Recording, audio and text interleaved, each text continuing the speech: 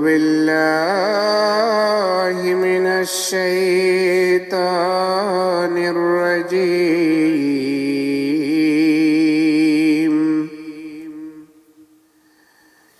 بسم الله الرحمن الرحيم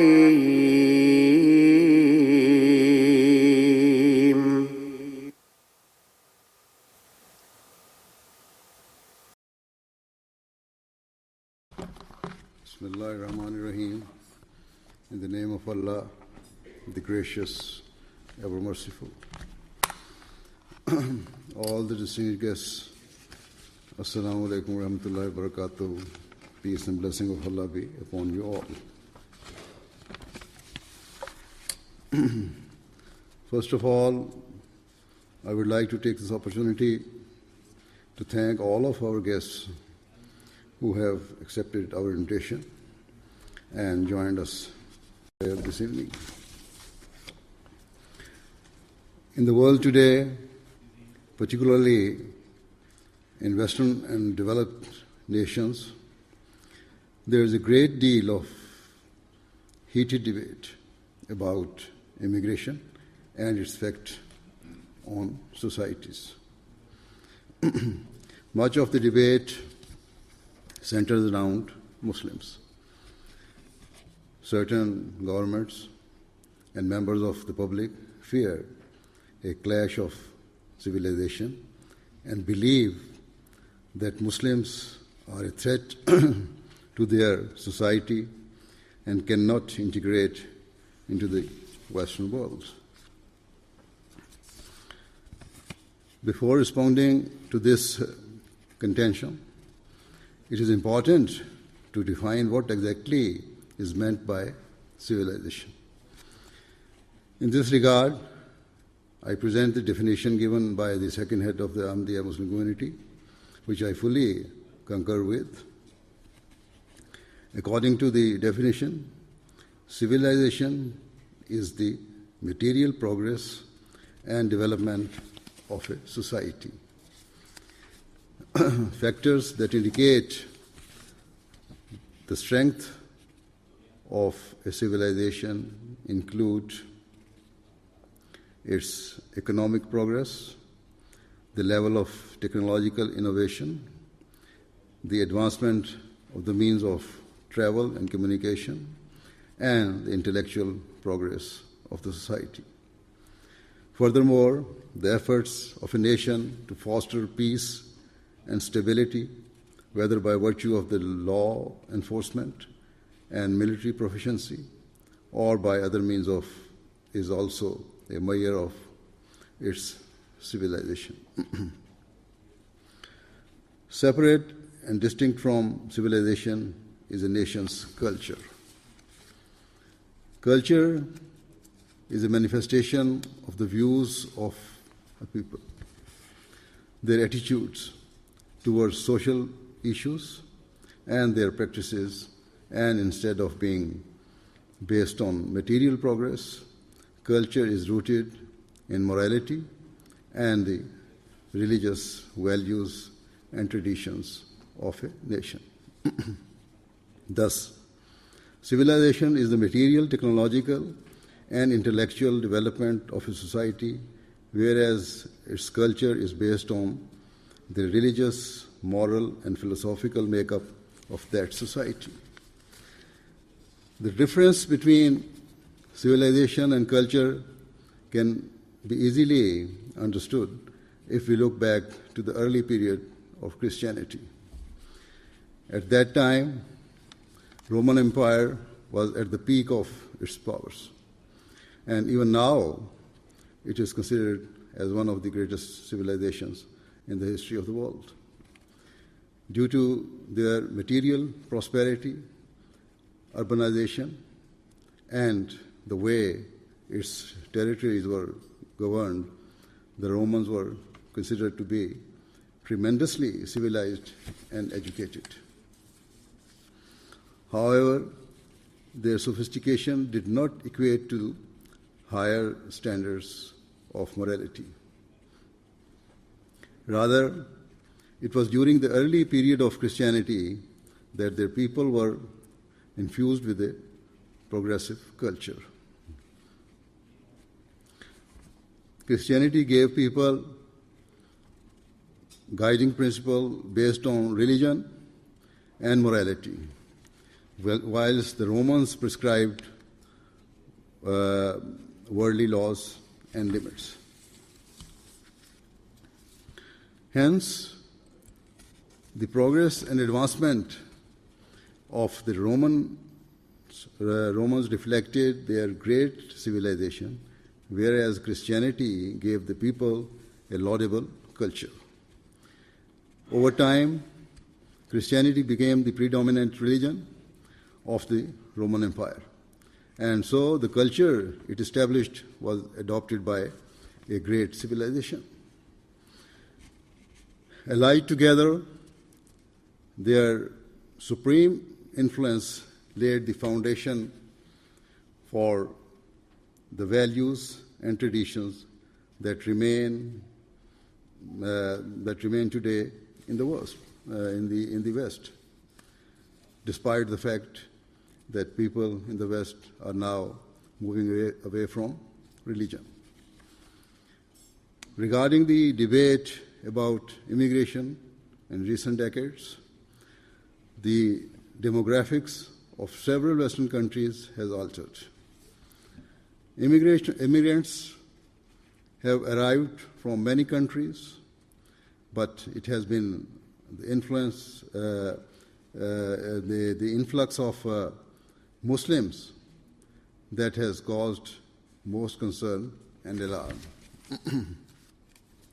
Many indigenous people fear that mass immigration from Muslim countries threatens their civilization, culture, and values, which have existed for many centuries.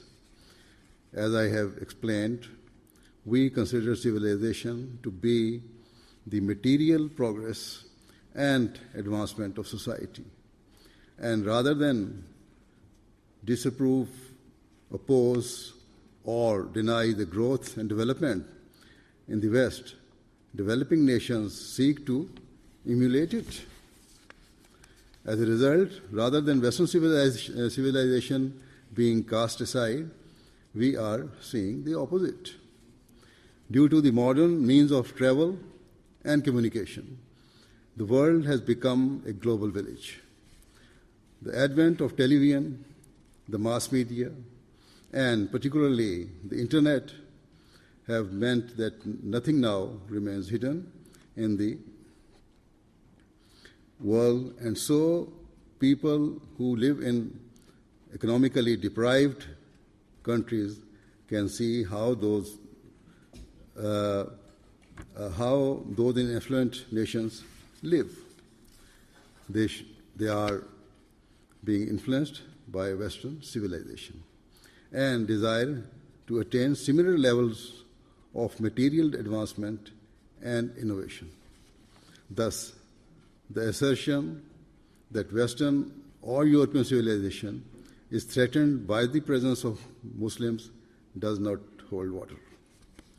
Rather, Western civilization is influencing other parts of the world, and this includes the Muslim world.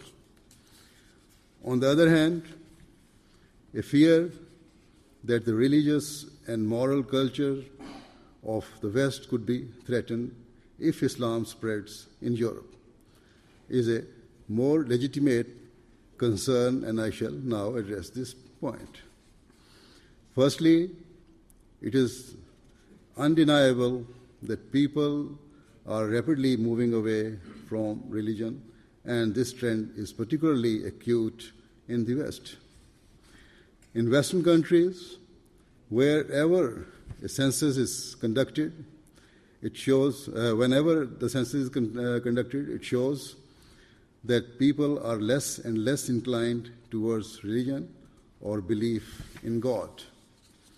Given this, I believe that the rapid increase of atheism is a far greater threat to Western culture than Islam.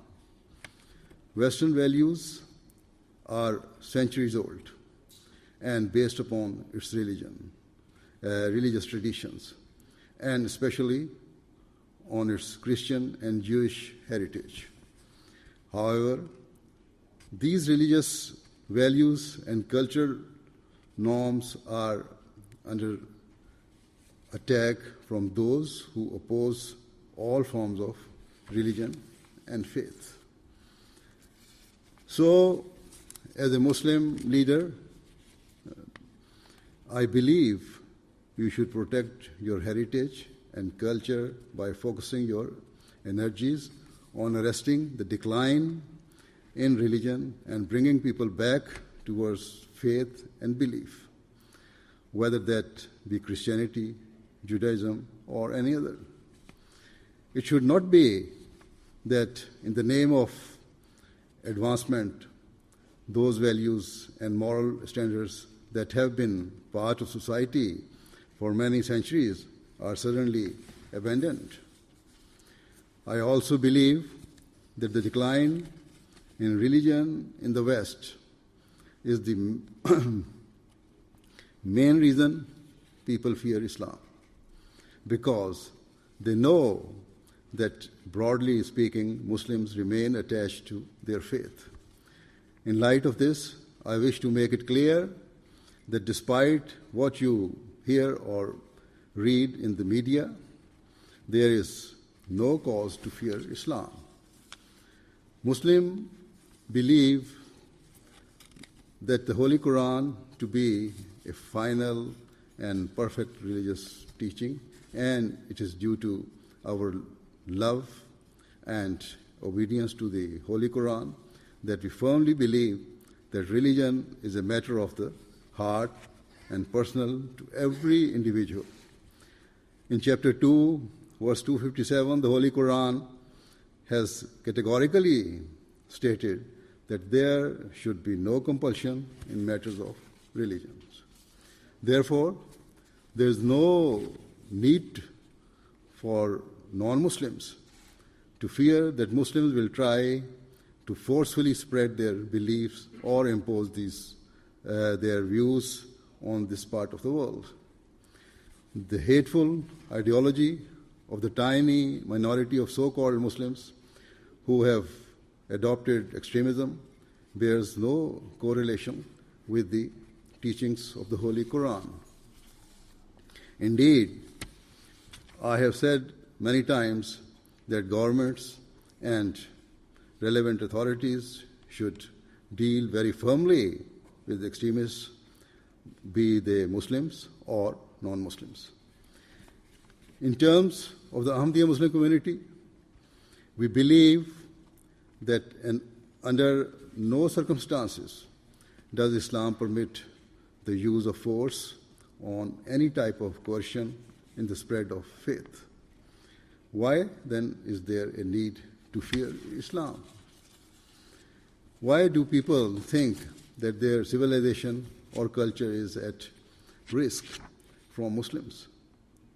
Now, after explaining the differences between civilization and culture from an Islamic perspective, I would like to present some of the core teachings of Islam. Many myths and misconceptions about Islam and its founder, peace and blessing of Allah be upon him, have spread, and whilst it is not possible to cover all aspects of Islamic teachings in the short time available, I would like to mention some of the rights of mankind that Islam has established.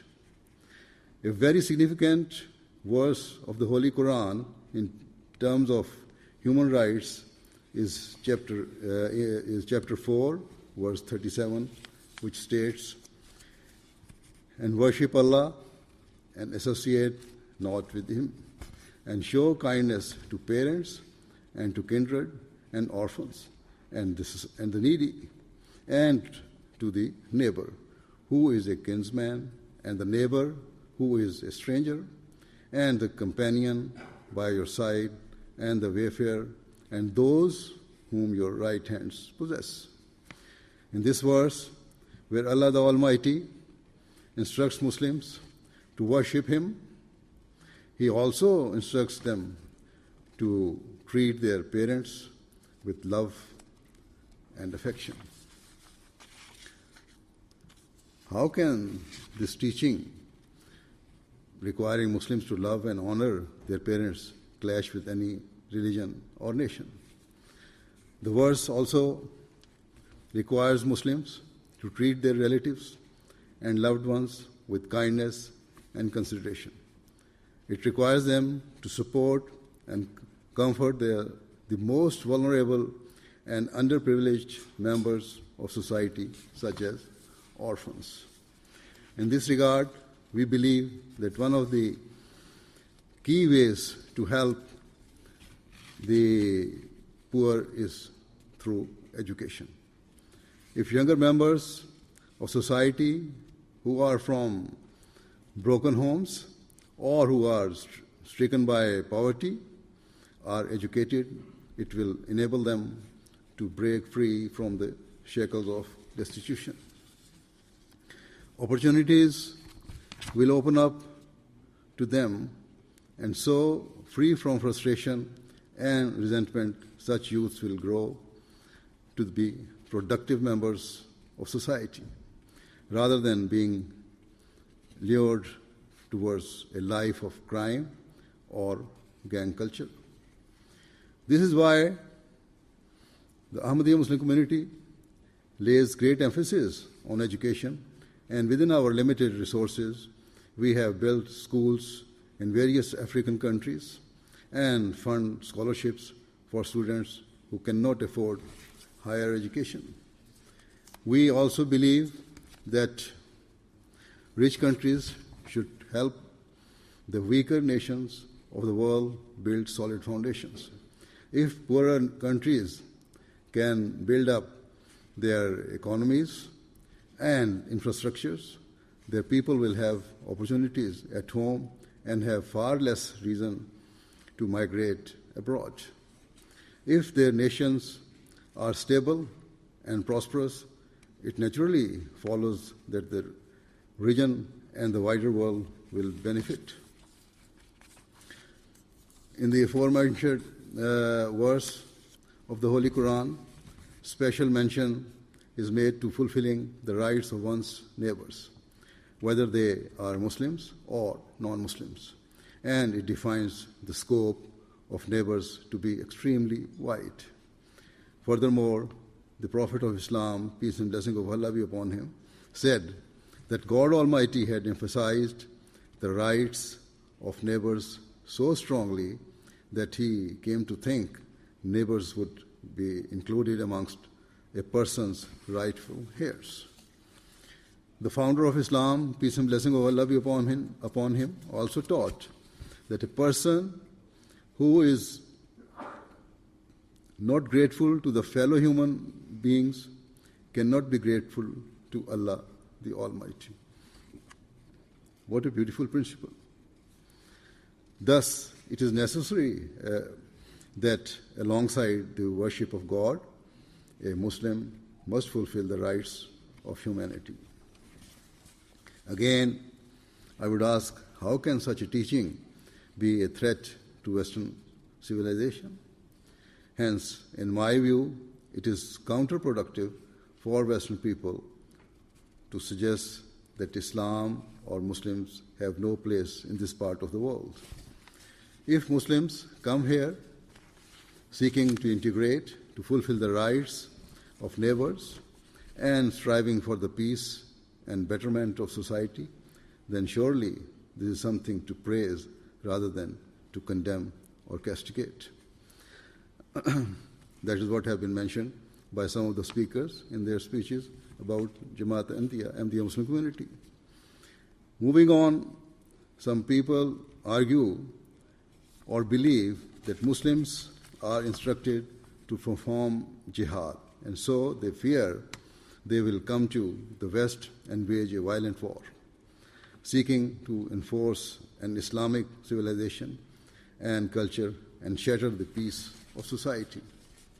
This is based on a clear misunderstanding of what jihad is and why religious wars were fought in the early period of Islam.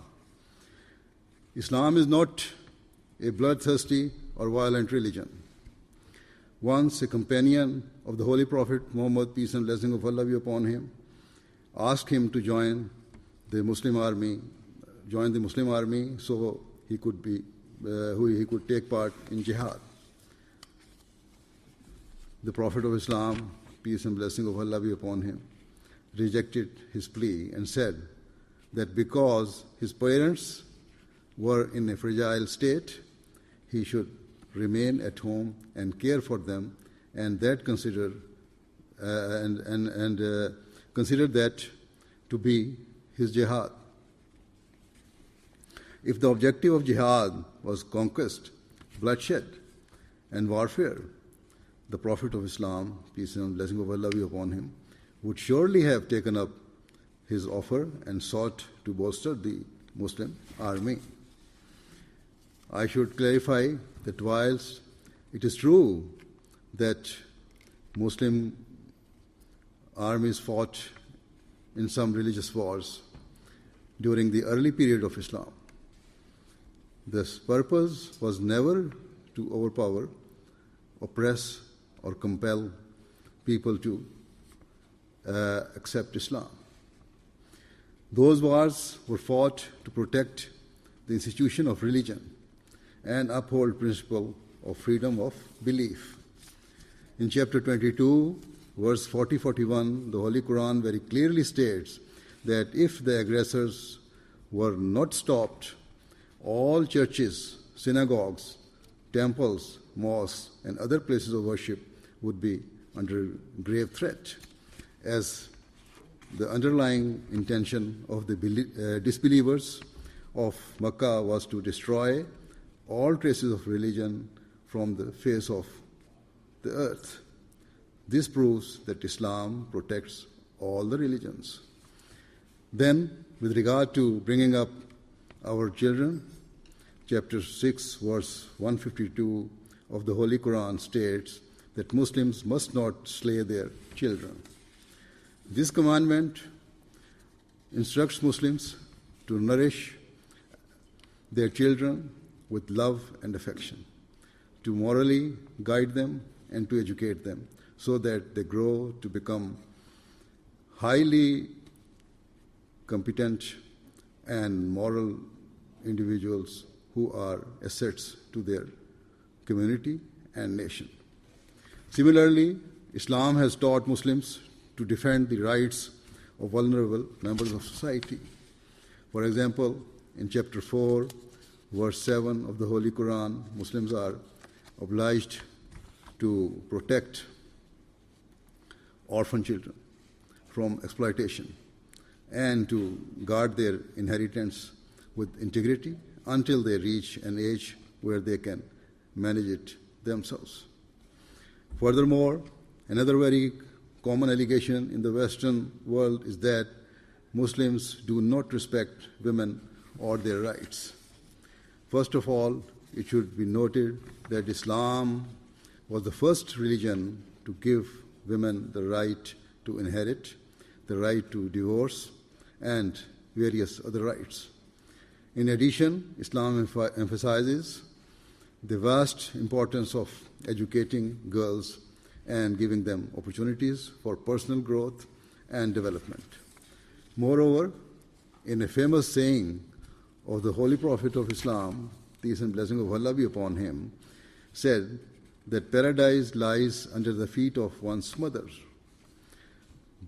These words illustrate the momentous role women play in society and their unique and distinguished status in society.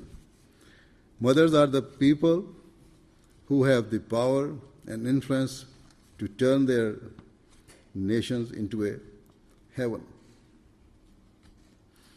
on earth, and who can unlock the doors to an eternal paradise for their children.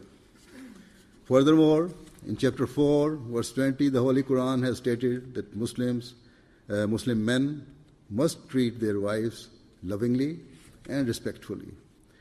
In Western countries, not a day goes by without reports of the police or the courts being forced to intervene and deal with horrifying cases of domestic abuse. Various studies and reports, such as the 2018 report by the Office of National Statistics in the UK, prove that such crimes are not linked to any religion. And another recent report has shown that the same is true here in Germany. Thus, it is entirely unjust to brand Islam as a misogynistic religion. Islam also requires its followers to respect the religious sentiments and beliefs of other people. The Covenant of Medina was a true illustration of this teaching, where the Torah was recognized and respected as the law-bearing book of the Jews. Islam has even established the rights of a person's enemies and opponents, whereby chapter 2, verse 191 of the Holy Quran states that no injustice or transgression should be done against one's enemy even during a state of war. Regrettably,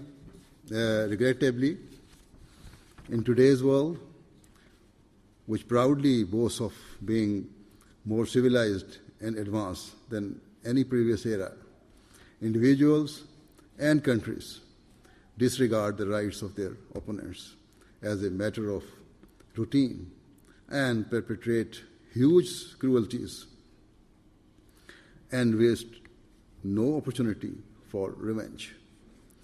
In chapter 5, verse 9 of the Holy Quran, Allah the Almighty has proclaimed that the enmity of a nation or people should never incite a person to sacrifice the principles of justice and equity.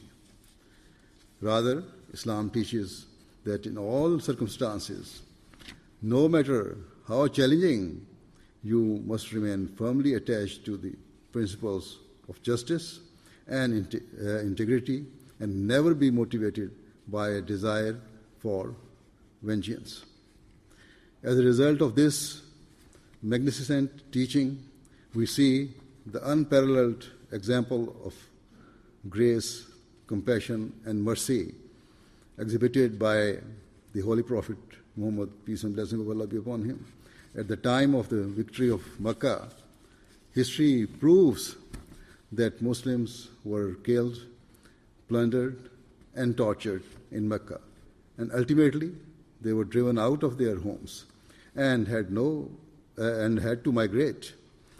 Yet, when he returned victoriously to Mecca and the entire city was under his command, his first pronouncement was that no revenge would be taken from those who had brutally persecuted the Muslims.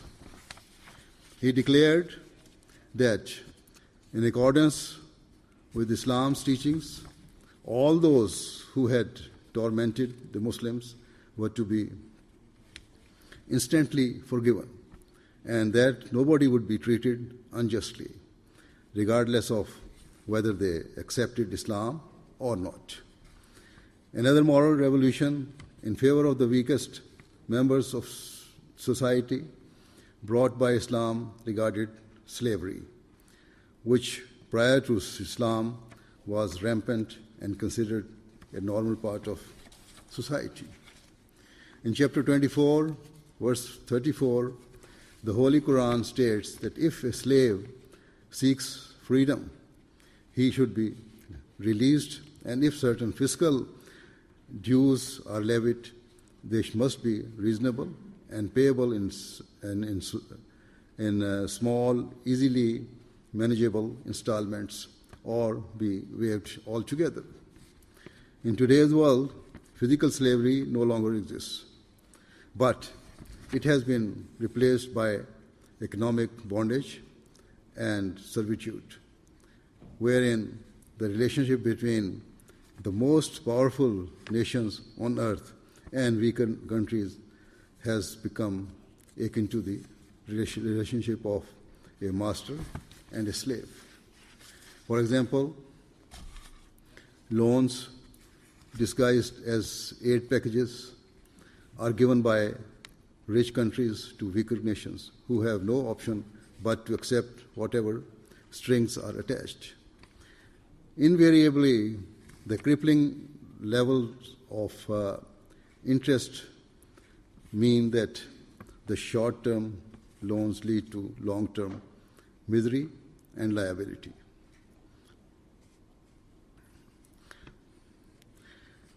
The end result is that the defaulting country has no choice but to bend to the will of the dominant nation.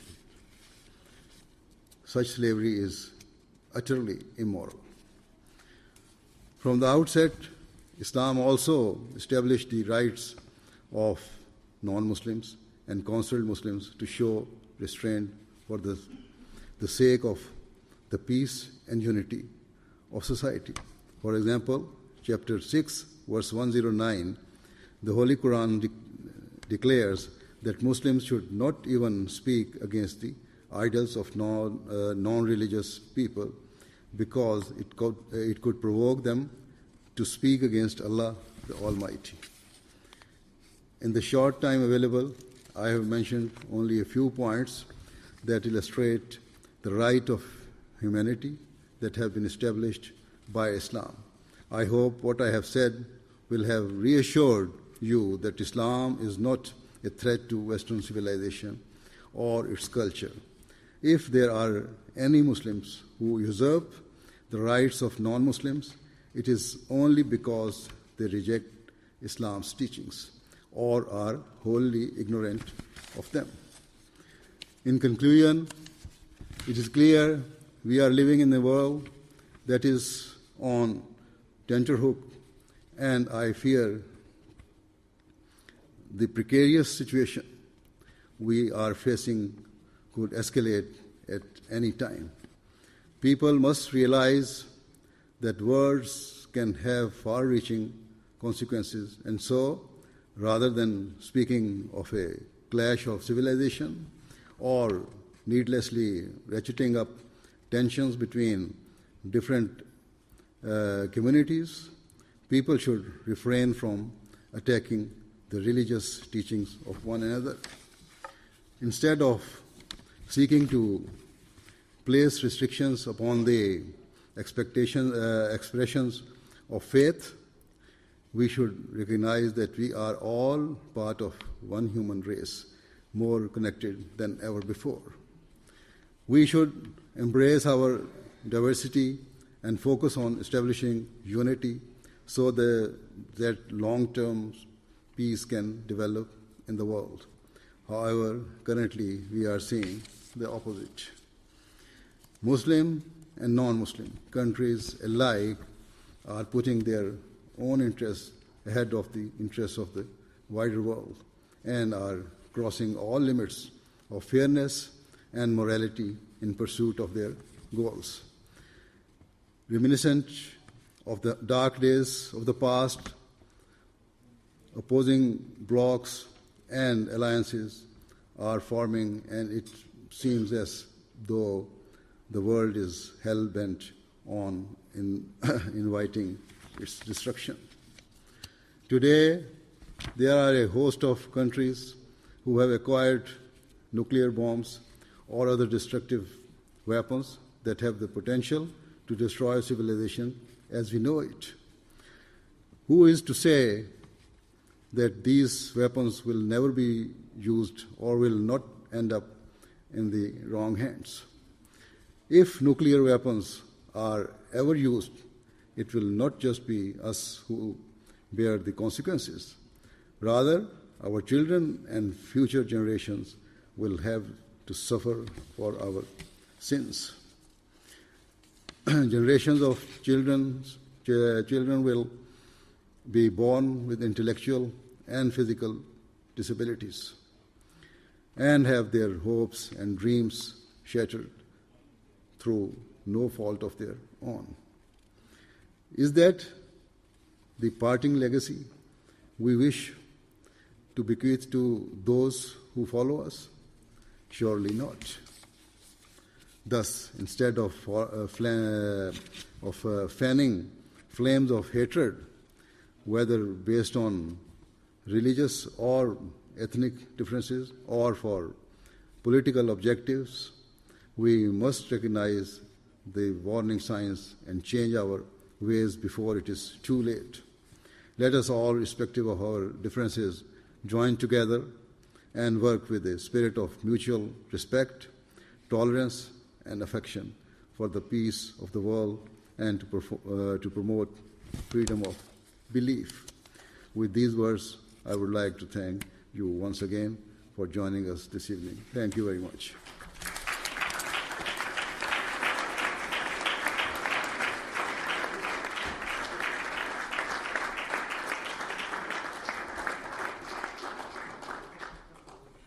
Jazakumullah.